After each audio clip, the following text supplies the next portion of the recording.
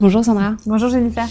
On parle beaucoup de vous ces derniers temps. Vous avez gagné beaucoup de prix, notamment le Elevator World Tour. Le JT de TF1 vous a consacré un sujet.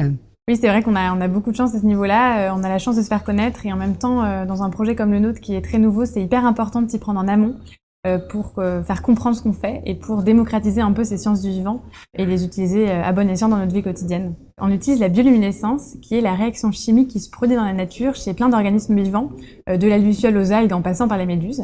Et donc nous, on réutilise en fait ces propriétés naturelles de bactéries, marines en l'occurrence, pour créer notre système. Donc en fait, on les élève, il y a une ingénierie qui est faite autour de la bactérie, de leur milieu, et ensuite on en fait un système lumineux dans une coque transparente personnalisable, qui est donc luminescente naturellement de nuit. Il existe déjà ce produit ?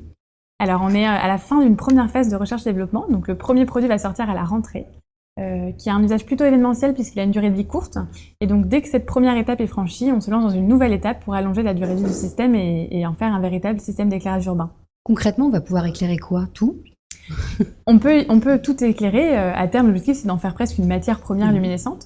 Ça va passer par du mobilier urbain, de l'éclairage de vitrine, de l'éclairage de façade, de la signalétique.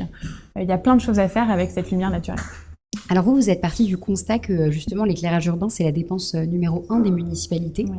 Mais combien ça va coûter, Loïc ?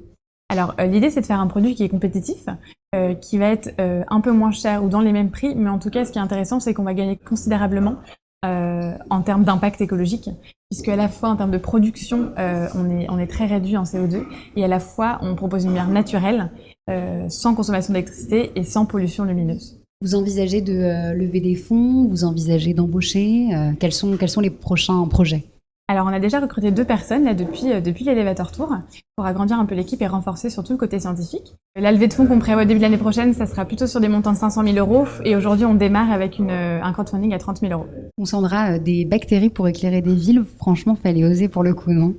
Oui, et c'est vrai que c'est parti presque d'une blague, et c'est en y croyant que finalement on arrive aujourd'hui à un vrai produit qui va voir le jour à la fin de cette année.